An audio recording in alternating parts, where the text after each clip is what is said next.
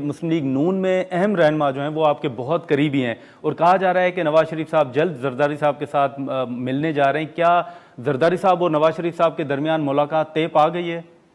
मुस्लिम league के जितने भी दोस्त हैं वो मेरे दोस्त हैं। ये मुझ पे तो बड़ा इल्जाम है पार्टी की तरफ से भी कि मैं हमेशा मुस्लिम लीग नून के मददगार साबित हुआ हूँ।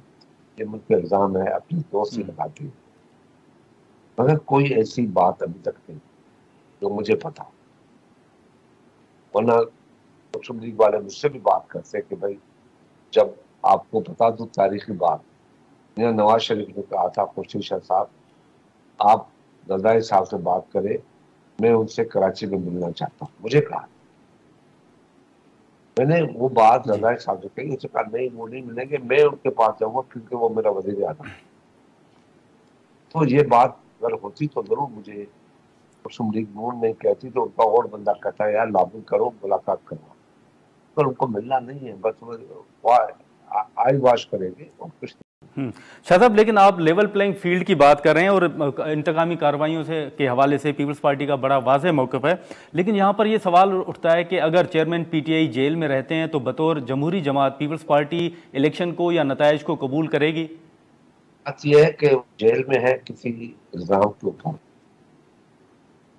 की वजह से वो जेल में। जेल में हम जो रहते हैं, मैं जेल में बैठ के 90 कंडीशन लग के आया हूँ, ऐसी कोई बात नहीं है। अगर कोई वजह हो, अगर लेवल प्लेइंग फील्ड हर आदमी को मिलनी चाहिए। इधर अगर अंदर है तो क्या फर्क पड़ता है? जुल्फकार अली भुट्टो अंदर से फांसी काट के गए, शहीद हो गए, उसके बाहर पार्टी बची थी, वो जिंदा रही। ये तो सिर्फ जेल में है जहाँ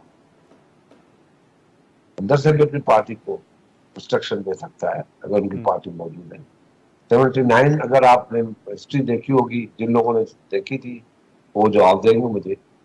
79 में कोई बड़े बड़े लोग हमें छोड़ के चले गए, मगर आवाम थे।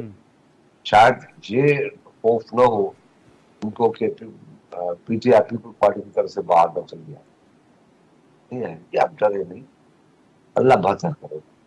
अगर आपकी नीयत साफ है, पाकिस्तान के अवाम के वोट का एहतराम है, जमहूरियत का एहतराम है, पार्लियामेंट का एहतराम है, नीयत साफ है, बेहतर तरीके से आना चाहते हैं, साफ और शफाफ रास्ते से आना चाहते हैं, तो अल्लाह ताला बेहतरी करेगा। अगर नीयत में खोट होगी कि हम अंदरूनी दरवाजे से अंदर आ जाए, इकतदार पे आके बैठ जाए, तो फिर रास्ते खुलते नहीं, बंद हो जाए।